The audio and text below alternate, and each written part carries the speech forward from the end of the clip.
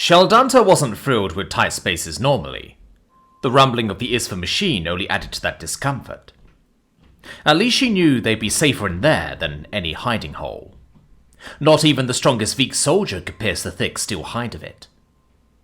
Kedanta didn't seem bothered at all by the machine. If anything, he felt quite the opposite. His face was in a constant state of wonder as he looked around. Kedanta kicked his feet, fiddled with the straps that were securing him to his seat with excitement. If it wasn't for them, then he would probably be wandering around the inside inspecting every glowing light and button. It would be hard to keep him out of trouble. At least he seemed suitably entertained in his seat. For now. I want to be a soldier, Kedanta said suddenly. Like Dad. He then pointed to the ISFA. But I want to be more like them. Sheldanta looked at her brother with a little smile at his innocence. Maybe when you're older, Kay.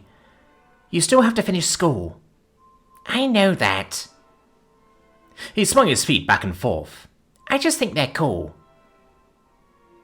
Sheldanta ruffled his hair. Let's just get to where we're going first, okay, bud? Do you think Mum would be there? She stopped for a moment, carefully choosing her words before answering. I don't know, Kay. I hope she is, but I honestly don't know. She sighed. We may have to go stay with Auntie Madrine in Charsier for a while. You remember her, don't you? Kedanta looked down to his feet. Yeah, I think so. He went quiet after that, his demeanour dimming significantly.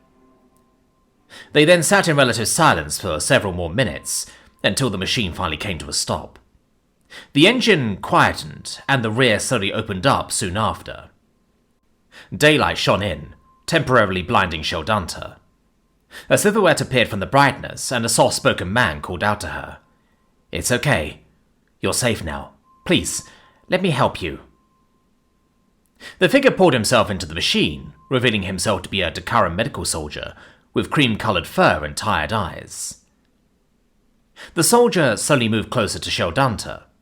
With gentle hands, he unbuckled the straps holding her in place. With that, she wrapped her arms around him in a hug. It was the first living Dakar other than her brother she had seen in days. The man softly patted her on the back, trying to comfort her. Hey, it's all right. You're safe. I can't imagine what you two have been through. What's your name? Sheldanta was holding back tears, still trying to be strong for her brother. Sheldanta, she choked out. And that's my brother, Kedanta. Kedanta let out a shy, Hi, from his seat. Are you a soldier? The man chuckled briefly. Yes, my name is Jacquard. It's nice to meet you, Kedanta. Jacquard pulled away from the hug and reached to Kedanta's straps. Let's get you two out of here and be looked at by a doctor. I'm sure some fresh clothes and a warm meal would also be nice. That would be wonderful. Thank you, she said, as Jacquard unstrapped her brother. The medic then crawled out of the machine, Sheldanta pulling Kay to follow. It took a moment for her eyes to adjust when they stepped outside. When they did, she could see that they were in some kind of checkpoint or base. Many green tents were set up, a few watchtowers and ISFA all over the place. There also was a large group of Dakar civilians waiting in line for something. Jacquard was leading them away from that, however. Sheldanta would have to wait to see what that was. Instead, they were led into a large tent with a red cross painted on the side. Within the fabric walls, cots were lined up on both sides. Most of them were unoccupied. The ones that were had ISFA with what looked to be only minor injuries, except for one that stuck out. A Dakar who had several strange devices attached to him, and bandages over many different parts of his body. Several ISFA soldiers surrounded him. They all had their heads down while one spoke. Sheldanta couldn't help but stare as they were brought to a cot of their own.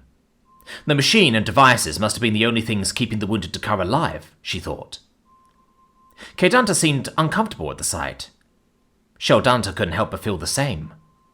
It was unnatural, jarring and alien. She held her brother close as they sat down.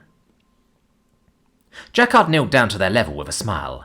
I noticed your hand is injured, he said, nodding in her direction. May I see it? Sheldanta timidly gave the medic her hand. Jakar gently grabbed it and slowly unwrapped the rag. When the wound was uncovered, he clicked his tongue. That looks like a nasty cut. Slightly infected, but not too bad. He placed her hand gently down to her side. I'm going to get a surgeon to stitch that up for you. Just sit tight and relax. You're in good hands. With that, Jakar stood up and walked away. They then waited in the relative quiet of the tent.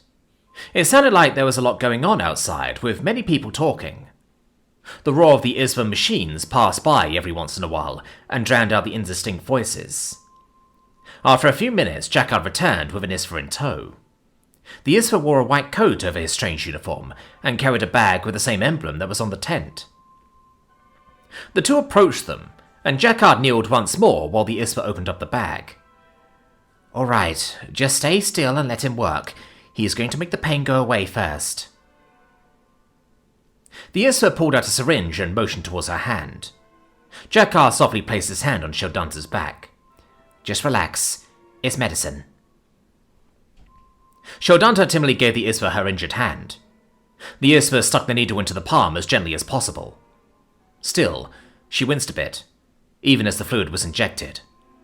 Then as soon as it was put in, the needle slid out, but the pain remained. To her surprise, the pain began to subside. Not only did the pain leave, but so did every other feeling in her hand. The ISVAN doctor then set to work stitching up her hand.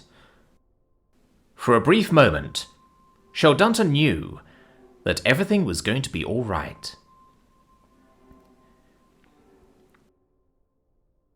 Thank you for speaking with me. I know this isn't a usual interaction with a council member, Iridim chimed. Shilukik smiled as they walked. She was right. It was a very unusual interaction. But it was unusual times, and she was a friend. It's no worry at all, Iridim. Besides, I'm sure I owe you plenty of favours. What is it that you wish to talk about? Iridim moved closer to Shilukik's side, almost whispering. It's on the matter of the the humans. She sighed for a moment before continuing. I feel like it's nigh impossible to talk about anything without mentioning them. Shilukik gave her a glance. I suspected as much. Many of the churches in Charcier have expressed concerns regarding the humans. Well? The matriarch scratched her chin. That doesn't surprise me. I presume it involves humans practicing their seances and rituals as they were passing through Charcier. I'd imagine the more spiritualistically inclined didn't care for that. Iridim locked her fingers together pensively. Not exactly. Shilukik glanced at her once more, this time questioningly. You see, Iridim continued, the concern stems from over a century ago, when the Veek arrived on our continent. Go on. As you may know, that event caused shockwaves throughout our religion, especially for the followers of Dalakar. As she is the goddess of knowledge and consciousness for all Dakar, many raced to find if her domain applied to the Veek. Some even proposed the existence of a sixth god. I'm familiar with this event, Shilukik interjected. It's known as the Second Founding, if my memory serves me correctly. Ultimately, it ended when the prophets declared that the Veek were indeed under the dominion of Dalakar. I don't see why humanity wouldn't be, as they are also conscious beings. Iridim dropped her gaze momentarily. Yes, but the Veek were very comprehensible to us. While different, their technology is archaic compared to us. Shilukik looked over to her. Meaning? Madam, humanity is so advanced that many believe it to be divine power, or worse, demonic. Imagine the political mess if people start worshipping humans in the street. Iridim almost became frantic with her words. Something must be done before it gets out of hand. She stopped when Shilukik raised her hand swiftly. This situation must not transpire, I agree. But you must calm yourself, she said sharply, as she finally reached her destination. I will deal with it, Shilukik sighed. I know someone who would be perfect for this task. You just worry about Charcier, she said, about to enter her brother's lab. Thank you, Iridan sighed. I won't soon forget this. Chilukik nodded. And I won't soon forget what you've done for me. Without another word, she stepped inside. The door closed behind her, making a loud metallic thud. Thoughtfully, she continued on. It wasn't difficult to pin where her brother was. The loud pops were damning evidence that he was testing his latest project. Chilukik followed the sound to an inconspicuous door. Even through the thick metal of the door, it was still quite loud, so she waited for it to stop before entering. Upon stepping through the door, she saw Chilukik holding his project rifle, and had a wide smile on his face. What was strange, though, was that he had a cloth wrapped around his head, covering his ears. He quickly removed it when he saw her. Ow, Chilukik, just in time. This iteration is leagues better than the previous prototype, Chilukik said excitedly. I ironed out many of the faults that plagued the first version and was even able to make it lighter. Confused, Chilukik asked, What were you wearing on your head? He raised the cloth that was in his offhand. You mean this? This is so I don't go deaf while shooting the thing. Unfortunately, I don't believe that's an issue I can fix. A gravelled voice came from outside of Chilukik's view. Indeed, it is an issue, but a manageable one. She turned to see a familiar scarred officer. Chiquea stepped forward and inspected the rifle. This is an amazing development. Hopefully we can soon see this in the hands of our troops. That is the goal, my dear friend, Chilukik elated. Chilukik, what do you think? She sighed. It was impressive. I think it would change a lot. However, I have come with a bit of bad news. Chilukik's demeanor dulled at that. What do you mean? Was there another attack? No, nothing like that, she assured him. But I do have a task I must ask of you, one that would pull you away from your work once more. She put a hand on his shoulder. I need you to go to the humans again. Chilukik looked at Chiquea, then quickly back at her. Of course, anything for you. But I must ask, what for? There has been a concern brought to my attention recently. Since we know so little about these humans, a few of the council members think it may bring up religious issues. That humanity is a race of divine beings, or God forbid, demonic beings. Chilukik stared into her brother's eyes. I want you to learn more about them and prove that wrong. Prove that, while advanced, they are still just people like you or I. He dropped his gaze to the rifle. That is important. He paused for a moment, thinking it over. I will make preparations immediately. Actually, if I may, Chiquea interrupted, there is an alternative that doesn't require pulling Chilukik from his work. What do you mean? The siblings asked in unison. Chiquea grinned, almost whiter than the scar across his neck. What if I told you that there already is one who could help? One that is already in with the humans. So this is how he would finally meet his end. After a failure like this, the Emperor would surely have his head. Emwek thumped his fist on his forehead. Tens of thousands of his own men were dead or captured, and for nothing. If he defected now, he'd probably have a better chance in front of a Dakaran firing line than returning to the capital. Perhaps he should take his own life. At least then he could avoid some of the shame. His door creaked open, causing Emwek to pull his bedsheets over his face. My lord, Luca called out. My lord, are you all right?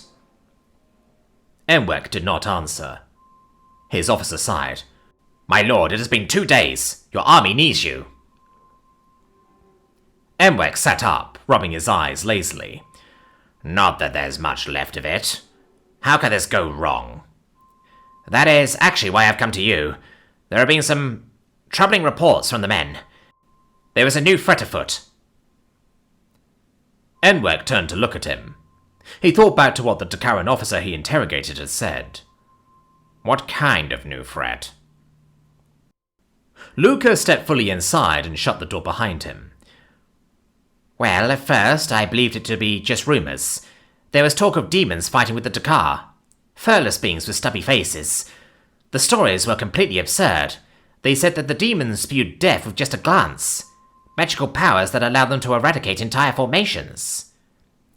Magic? Stares that can kill? Engwek scoffed. You're right, that is completely absurd. Not even a rabbit Dakar would believe such tales. That's what I thought too, my lord. That was until I heard one was captured. Engwek tilted his head to the side. If one was caught, why am I just now hearing about this? As you know, my lord, after the first day, things got messy. Our runners could barely get through to deliver updates from the front. I'm not surprised we're just finding out now. The general stepped out of bed, flattening feathers around his body. Is it here? Yes, my lord. They brought it here this morning. Engwek moved to his chest to look for some proper clothing. I want to see it, as soon as possible. Luca dropped to one knee and placed a fist over his heart. Of course, my lord. With that, he swiftly left. Engwek went through his routine of clothing himself. He chose to wear his officer's robes. As someone so high, he was not subject to wear a uniform, in most cases. But today was not the day for more casual attire. He would have to look his best, lest his men would see his dire state. He threw on his blue cape lined with gold over his uniform. Only officers of his status could wear such colours. Next, he slid his feet into the leather leg guards that were customary for any soldier, even one ranked such as he was. It was utilitarian, but it protected his legs from any brush or trees he might graze while flying. Lastly, he affixed his officer's belt around his waist. His sword hung to the right of it, and his knife was strapped to the left. Before he stepped out, he ran his claws through the plume on his head, just to make sure it wasn't ruffled. Once he looked presentable, he walked to his door. He straightened himself and stood tall before stepping outside. The sun shone in his eyes. It was quiet, unusual for the time of day. My lord, over here, Luca called to him. Engwek looked around, barely able to see his officer through his squinted eyes. He walked over to him, his eyes finally adjusting. They stood in front of a tent which was guarded by 2 soldiers. It's in there? Engwek asked cautiously.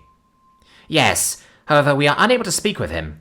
He hasn't said a word since he was captured, though the ones who captured it refrained from doing any harm. They thought it was too valuable of a prisoner. Engwek waved off Luca and stepped inside the tent. Inside, a peculiar being was tied to a chair with his head slumped down. It didn't look threatening or scary at all. It was small, fleshy, and seemed particularly pathetic. But if any of the stories had some truth to them, then he was severely underestimating this creature. Engwek approached, drew a claw out and placed it onto the demon's chin, slowly forcing it to lock eyes with him. It stared back with what could only be conceived as hatred. Even in its bound state, he could see that its will was unscathed and it showed no fear. If this was the standard of their race, they would be formidable foes indeed. Engwek lowered his hand, but the creature maintained its glare. The general then stepped out of the tent. Still, he could feel the eyes of the creature watching him. He grabbed his officer, pushing him to walk by his side. Luca? Yes, my lord. I want to personally bring this specimen to the Emperor. I think he will want to see what destroyed his army. I doubt the Takar will make any moves for some time, even with their new weapon. I will be gone for roughly 2 weeks. In the meantime, I'm leaving Chibas in your command. Luca dropped his head in a show of respect. Thank you, my lord. The arrangements for your trip shall be made at once. May God be with you, Luca. I fear that we'll need his help soon.